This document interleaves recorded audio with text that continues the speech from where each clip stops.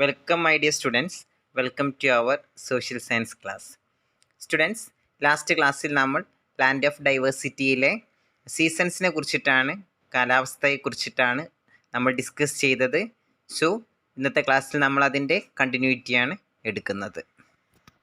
Students, first നമ്മൾ discuss ചെയ്യുന്നത് ഇന്നത്തെ ക്ലാസ്സിൽ തെക്ക് പടിഞ്ഞാറൻ മൺസൂൺ കാലത്തെക്കുറിച്ചിട്ടാണ്. South west monsoon season. നിങ്ങൾ ഈ ടെക്സ്റ്റ് ബുക്കിൽ ഈ പിക്ചർ ഒന്ന് നോക്കൂ. ഇന്ത്യൻ മഹാസമുദ്രം, ചൈന, ഇന്ത്യ എന്നൊക്കെ കാണുന്നില്ലേ? ആ കാറ്റിൻ്റെ ഗതിയാണ് കൊടുത്തത്. തെക്ക് പടിഞ്ഞാറൻ മൺസൂൺ കാലത്തിൽ മൺസൂൺ കാറ്റുകളുടെ ഗതിയാണ്, അതിൻ്റെ ഡയറക്ഷനാണ് അവിടെ ആ പിക്ചറിൽ കൊടുത്തിട്ടുള്ളത്. നിങ്ങൾ ആ തെക്ക് പടിഞ്ഞാറൻ മൺസൂൺ കാറ്റുകളുടെ സഞ്ചാരഗതി എല്ലാവരും കണ്ടുവല്ലോ. എന്താണ് നിങ്ങൾക്ക് അതിൽ നിന്ന് മനസ്സിലാകുന്നത്? ഈ തെക്ക് പടിഞ്ഞാറൻ മൺസൂൺ കാറ്റിൻ്റെ മറ്റൊരു പ്രത്യേകത എന്താണെന്ന് കൂട്ടുകാർക്ക് അറിയുമോ? ഈ കാറ്റുകളാണ് ഇന്ത്യയിലെ ഏറ്റവും വലിയ മഴക്കാലത്തിന് കാരണമാകുന്നത്. ഇന്ത്യയിലെ മഴക്കാലത്തിന് കാരണമാകുന്ന ഏറ്റവും നല്ല കാറ്റുകളാണ് ഈ തെക്ക് പടിഞ്ഞാറൻ മൺസൂൺ കാറ്റുകൾ എന്ന് പറയുന്നത്. അപ്പോൾ എങ്ങനെയാണ് നമുക്ക് നോക്കാം. എന്താണ് ഈ തെക്ക് പടിഞ്ഞാറൻ മൺസൂൺ കാറ്റുകൾ, എവിടെ എത്തിച്ചേരുന്നു എന്ന് നമുക്ക് നോക്കാം. സൂര്യൻ ഉത്തരാർദ്ധഗോളത്തിലായിരിക്കുമ്പോൾ ഉത്തരേന്ത്യൻ ഭാഗങ്ങളിൽ ശക്തമായ ന്യൂനമർദ്ദം രൂപം കൊള്ളും. സണ്ണ് നോർത്തേൺ ഹെമിസ്ഫിയറിലാകുന്ന സമയത്ത് നോർത്ത് ഇന്ത്യൻ റീജിയണിൽ നല്ല ശക്തമായിട്ടുള്ള ലോ പ്രഷറാണ് രൂപം കൊള്ളുന്നത്. കാരണം എന്താണ്? സൂര്യൻ ഉത്തരാർദ്ധഗോളത്തിലാകുമ്പോൾ അവിടെ എന്തായിരിക്കും ഉണ്ടാകുക? നല്ല എന്തുണ്ടാകും? ചൂടുണ്ടാകും, താപമുണ്ടാകും. സ്വാഭാവികമായിട്ടും താപം കൂടുമ്പോൾ മർദ്ദം എന്ത് ചെയ്യും? കുറയുകയും ചെയ്യും. അതുകൊണ്ട് തന്നെ ഉത്തരേന്ത്യൻ ഭാഗങ്ങളിൽ എന്തനുഭവപ്പെടും? ശക്തമായ ന്യൂനമർദ്ദമാണ് രൂപം കൊള്ളുന്നത്. ഓക്കെ. സോ അത്തരം സമയത്ത് എന്നാൽ ഇന്ത്യൻ സമുദ്രത്തിന് മുകളിൽ താരതമ്യേന ഉയർന്ന മർദ്ദം നിലനിൽക്കുന്നതിനാൽ ഇത് തെക്കുനിന്ന് വടക്കോട്ട്, അതായത് ഇന്ത്യൻ സമുദ്രത്തിൽ നിന്ന് ഇന്ത്യൻ ഉപഭൂഖണ്ഡത്തിലേക്ക് കാറ്റ് വീശാൻ ഇടയാക്കുന്നു. ഉച്ചമർദ്ദത്തിൽ നിന്ന് ന്യൂനമർദ്ദത്തിലേക്കാണ് കാറ്റടിക്കുക. സൂര്യൻ്റെ ഉത്തരാർദ്ധഗോളത്തിൽ സൂര്യനായിരിക്കുമ്പോൾ സൂര്യൻ്റെ ഉത്തരായന കാലത്ത് ഉത്തരേന്ത്യൻ ഭാഗങ്ങളിൽ ശക്തമായ ന്യൂനമർദ്ദം ഉണ്ടാകും. ആ സമയത്ത് താഴെയാണ് സൗത്തിലുള്ള ഇന്ത്യൻ മഹാസമുദ്രത്തിൽ എന്തായിരിക്കും ഉണ്ടാകുക? ഉച്ചമർദ്ദമായിരിക്കും. അവിടെ മർദ്ദം എന്തായിരിക്കും? കൂടുതലായിരിക്കും. കാരണം സൂര്യൻ ഉത്തരാർദ്ധഗോളത്തിലായിരിക്കുമ്പോൾ ഉത്തരേന്ത്യൻ ഭാഗങ്ങളിലാണ് കൂടുതൽ ചൂടുണ്ടാകുക. അപ്പോൾ ആ ഭാഗങ്ങളിൽ എന്തുണ്ടാകും? ന്യൂനമർദ്ദം ഉണ്ടാകും. അതേസമയം നമ്മുടെ ഇന്ത്യൻ മഹാസമുദ്രത്തിൽ എന്തായിരിക്കും അനുഭവപ്പെടുന്നത്? അവിടെ അത്ര തന്നെ ചൂടില്ലാത്തത് കൊണ്ട് അവിടെ എന്തായിരിക്കും? മർദ്ദം കൂടുതലായിരിക്കും. അപ്പോൾ താഴെയാണ് എന്തുള്ളത്? മർദ്ദം കൂടുതലുള്ളത് അല്ലേ? ഇന്ത്യൻ മഹാസമുദ്രത്തിൽ നിന്ന് ഈ തെക്ക് നിന്ന്. അപ്പോൾ ആ കാറ്റ് ഇന്ത്യൻ മഹാസമുദ്രം എന്ന് ഈ പിക്ചറിൽ എഴുതിയത് കണ്ടില്ലേ? അവിടെ നിന്നാണ് തുടങ്ങുന്നത്. അവിടെ ഏത് മർദ്ദമാണ്? ഉച്ചമർദ്ദമാണ്. അവിടെ നിന്ന് എന്ത് സംഭവിക്കുന്നു? വടക്കോട്ട് മുകളിലേക്ക്, അതായത് ഇന്ത്യൻ സമുദ്രത്തിൽ നിന്ന് ഇന്ത്യൻ ഉപഭൂഖണ്ഡത്തിലേക്ക് എന്ത് ചെയ്യുന്നു? കാറ്റ് വീശാനിടയാക്കുന്നു. അപ്പോൾ നമുക്കറിയാം ഇവിടെ കാറ്റ് തുടങ്ങുന്നത് എവിടെ നിന്നാണ്? താഴെ നിന്നാണ്. ആണല്ലോ, തെക്ക് നിന്നല്ലേ കാറ്റ് തുടങ്ങുന്നത്? ആണ്. കാരണം വടക്ക് ന്യൂനമർദ്ദമാണ്, താഴെയാണ് എന്തുള്ളത്? ഇന്ത്യൻ മഹാസമുദ്രം ഉള്ളത്. അവിടെ ഏത് മർദ്ദമാണ്? ഉച്ചമർദ്ദമാണ്. അങ്ങനെ പോകുന്ന കാറ്റ് വടക്കോട്ട് നീങ്ങുകയാണ്. അതായത് ഇന്ത്യൻ സമുദ്രത്തിൽ നിന്ന് തെക്കിലെ ഇന്ത്യൻ ഉപഭൂഖണ്ഡത്തിലേക്ക് മുകളിലേക്ക് കാറ്റ് വീശാൻ ഇടയാക്കുന്നു. കൊറിയോലിസ് പ്രഭാവത്താൽ ഈ കാറ്റുകൾ സഞ്ചാരദിശയ്ക്ക് വലത്തോട്ട് തിരിയുന്നതിനാൽ തെക്കു പടിഞ്ഞാറൻ കാറ്റുകളായിട്ടാണ് ഇത് ഇന്ത്യയിൽ എത്തിച്ചേരുന്നത്. അപ്പോൾ ഇത് ജസ്റ്റ് നോക്കണം. സൂര്യൻ ഉത്തരാർദ്ധഗോളത്തിലായിരിക്കെ ഉത്തരേന്ത്യൻ ഭാഗങ്ങളിൽ ശക്തമായ ന്യൂനമർദ്ദം രൂപം കൊള്ളും. ഇന്ത്യൻ സമുദ്രത്തിന് മുകളിൽ താരതമ്യേന ഉയർന്ന മർദ്ദം നിലനിൽക്കുന്നതിനാൽ ഇത് തെക്ക് നിന്ന് വടക്കോട്ട്, അതായത് ഇന്ത്യൻ സമുദ്രത്തിൽ നിന്ന് ഇന്ത്യൻ ഉപഭൂഖണ്ഡത്തിലേക്ക് കാറ്റ് വീശാൻ ഇടയാക്കുന്നു. കൊറിയോലിസ് പ്രഭാവത്താൽ ഈ കാറ്റുകൾ സഞ്ചാരദിശയ്ക്ക് വലത്തോട്ട് തിരിയുന്നതിനാൽ തെക്ക് പടിഞ്ഞാറൻ കാറ്റുകളായിട്ടാണ് ഇന്ത്യയിൽ എത്തിച്ചേരുന്നത്. Yes, English medium students, please listen. What is southwest monsoon season? Yes, when the sun is over northern hemisphere. ഇപ്പോൾ സണ്ണ് നോർത്തേൺ ഹെമിസ്ഫിയറിലാകുമ്പോൾ നമ്മുടെ നോർത്ത് ഇന്ത്യൻ റീജിയനിൽ എന്ത് എക്സ്പീരിയൻസ് ചെയ്യും? ഇൻറ്റൻസ് ലോ പ്രഷർ, ശക്തമായിട്ടുള്ള ലോ പ്രഷർ ഉണ്ടാകും. ഓക്കെ. അപ്പോൾ എപ്പോഴാണ് നോർത്ത് ഇന്ത്യൻ റീജിയനിൽ ശക്തമായിട്ടുള്ള ലോ പ്രഷർ ഉണ്ടാകുന്നത് സൺ ഏത് ഹെമിസ്ഫിയറിലാകുമ്പോഴാണ്? നോർത്തേൺ ഹെമിസ്ഫിയറിലാകുമ്പോഴാണ്. അതേ സമയത്ത് തന്നെ having high pressure over the ocean. ഏത് ഓഷ്യൻ? ഇതേ സമയം തന്നെ പിക്ചറിൽ നിങ്ങൾ കണ്ടില്ലേ ഇന്ത്യൻ ഓഷ്യൻ, അവിടെ ഏത് പ്രഷറായിരിക്കും ഉണ്ടാകുക? ഹൈ പ്രഷറായിരിക്കും ഉണ്ടാകുക. ഓക്കെ, നോർത്ത് ഇന്ത്യൻ റീജിയനിൽ ഏത് പ്രഷറാണ്? ലോ പ്രഷറാണെങ്കിൽ അതേസമയം ഇന്ത്യൻ ഓഷ്യനിൽ താഴ്ഭാഗത്ത് ഏത് പ്രഷറാണുള്ളത്? ഹൈ പ്രഷറാണുള്ളത്. നമുക്കറിയാം വിൻഡ് ഹൈ പ്രഷറിൽ നിന്ന് എങ്ങോട്ടാണ് ബ്ലോ ചെയ്യുന്നത്? ലോ പ്രഷറിലേക്കാണ് ആണല്ലോ. So wind blow from high pressure to low pressure region. That is from where? Yes, from the Indian ocean to Indian subcontinent. Indian ഓഷ്യനിൽ നിന്ന് ഇന്ത്യൻ സബ് കോണ്ടിനെൻറ്റിലേക്കാണ് വിൻഡ് എന്ത് ചെയ്യുന്നത്? വീശുന്നത്. As the wind deflects towards right due to Coriolis effect, they reach India as the southwest monsoon wind. അപ്പോൾ ഇങ്ങനെ പോകുന്ന wind Coriolis എഫക്റ്റിൻ്റെ ഒരു സ്വാധീനം കൊണ്ട് അത് ഇന്ത്യയിലേക്ക് സൗത്ത് വെസ്റ്റ് മൺസൂൺ വിൻഡുകളായിട്ടാണ് പതിക്കുന്നത്. Okay, yes. When the sun is over the northern hemisphere, sun northern ഹെമിസ്ഫിയറിലാകുമ്പോൾ north Indian region experience intense low pressure. North Indian റീജിയനിൽ ശക്തമായിട്ടുള്ള എന്ത് എക്സ്പീരിയൻസ് ചെയ്യും? Low pressure. Owing to the high pressure over the ocean. അതേസമയം Indian ഓഷ്യനിൽ താഴെയാണ്, സൗത്തിലാണ്, അവിടെ അത്ര തന്നെ സണ്ണിൻ്റെ എന്തുണ്ടാവില്ല? ഹീറ്റ് ഉണ്ടാവില്ല. അതുകൊണ്ട് തന്നെ അവിടെ ഏത് പ്രഷറായിരിക്കും ഉണ്ടാകുക? ഹൈ പ്രഷറായിരിക്കും ഉണ്ടാകുക. അപ്പോൾ ഞാൻ പറഞ്ഞു, so the wind blow from high pressure to low pressure region. High pressure region ഇവിടെ എവിടെയാണ്? യെസ്, എവിടെയാണ്? ഇന്ത്യൻ ഓഷ്യനിലാണ്, സൗത്ത് നിന്നാണ്. അപ്പോൾ ഈ സൗത്തിൽ നിന്ന് നോർത്തിലാണ് ഇന്ത്യൻ സബ് കോണ്ടിനെൻറ്റിൻ്റെ, ഇന്ത്യൻ ഉപഭൂഖണ്ഡത്തിലേക്ക് എന്തടിക്കുന്നു?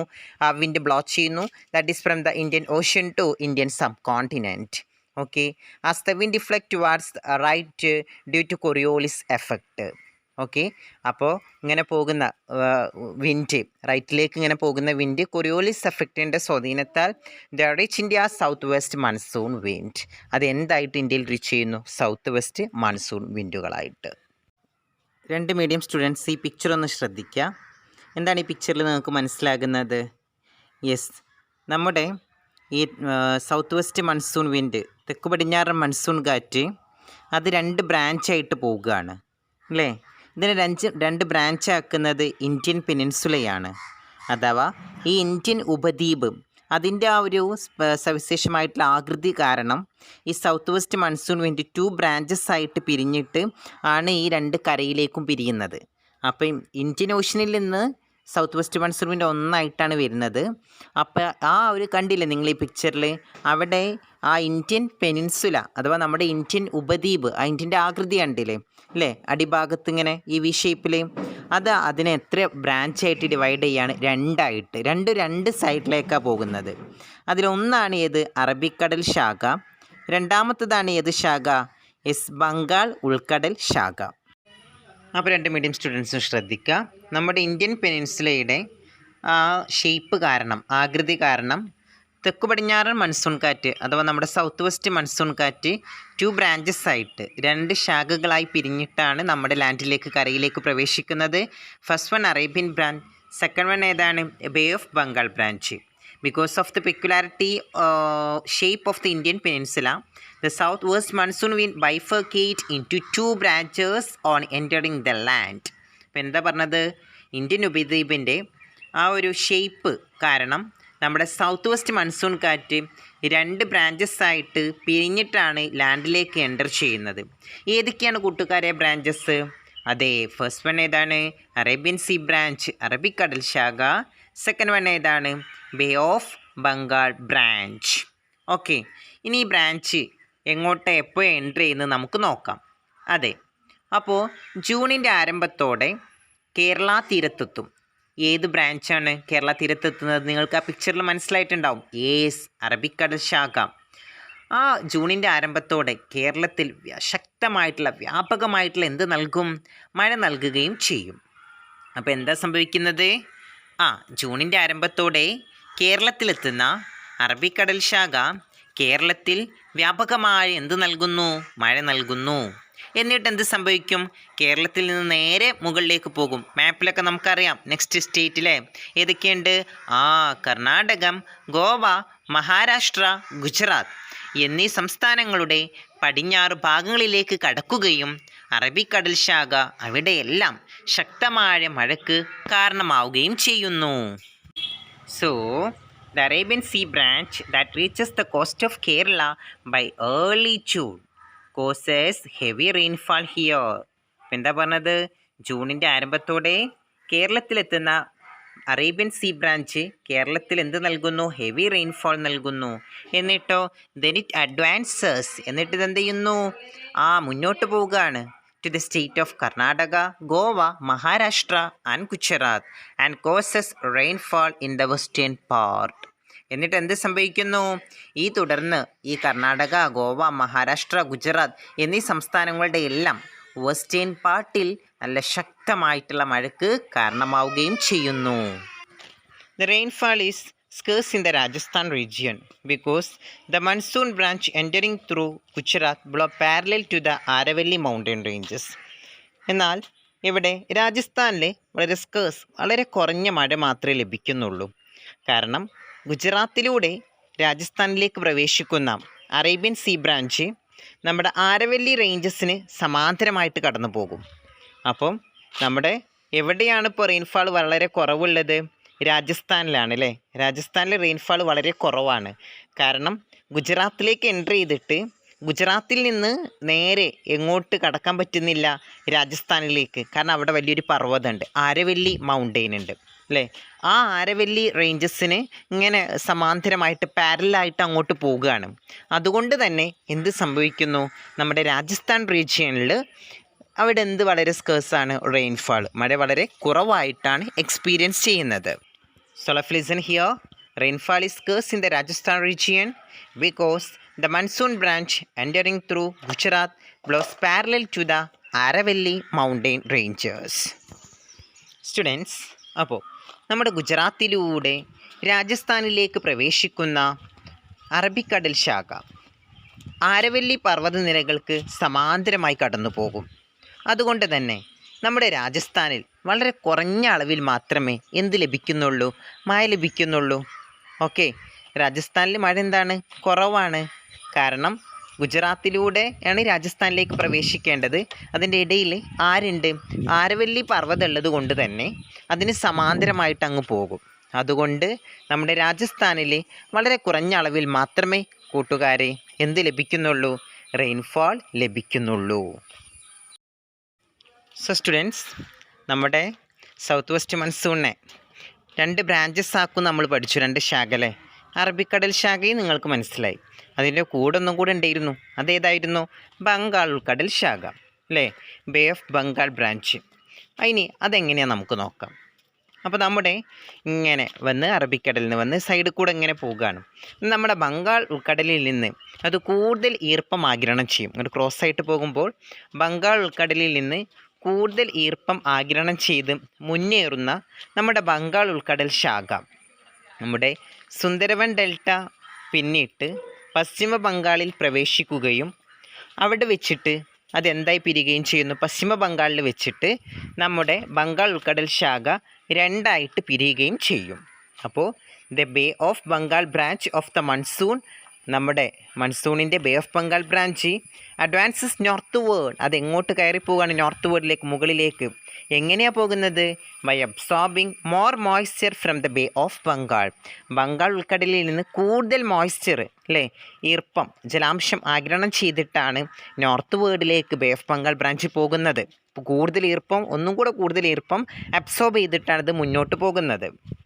On reaching the west Bengal, അങ്ങനെ വെസ്റ്റ് ബംഗാളിലെത്തിയതിന് ശേഷം ക്രോസിംഗ് ദ സുന്ദർബൻ ഡെൽറ്റ, ഏത് പിന്നിട്ടിട്ടാണ്? സുന്ദരവൻ ഡെൽറ്റ പിന്നിട്ട് വെസ്റ്റ് ബംഗാളിൽ പ്രവേശിക്കുമ്പോൾ എന്ത് സംഭവിക്കുന്നു? യെസ്, എഗെയിൻ ബൈഫർക്കേറ്റ് ആവാണ്. It bifurcate in to 2 branches. അവിടെ വെച്ചിട്ട് നമ്മുടെ ബേ ഓഫ് ബംഗാൾ അല്ലേ, ബേ ഓഫ് ബംഗാൾ ബ്രാഞ്ച് എത്രയായിട്ട് വീണ്ടും ഡിവൈഡ് ചെയ്യുന്നു? 2ആയിട്ട്.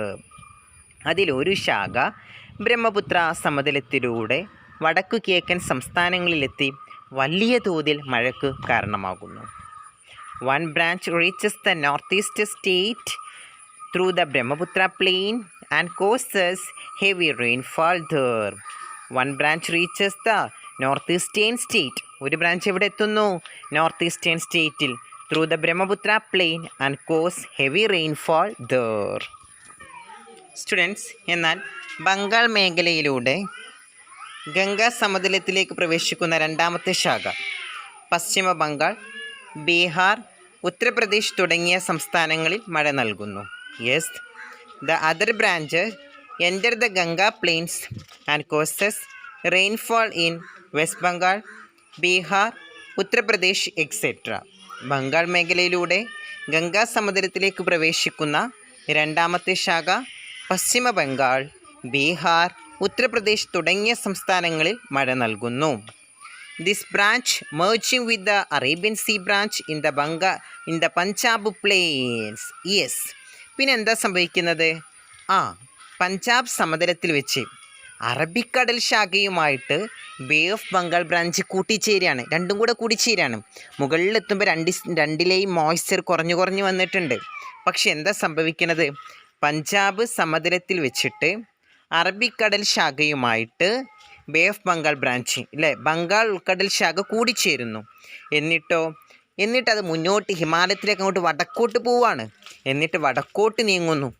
ഈ മൺസൂൺ കാറ്റുകൾ ഹിമാലയത്തിൻ്റെ അടിവാര മേഖലകളിൽ കനത്ത മഴ നൽകുകയും ചെയ്യുന്നു. യെസ്, അപ്പോൾ എന്താണ്?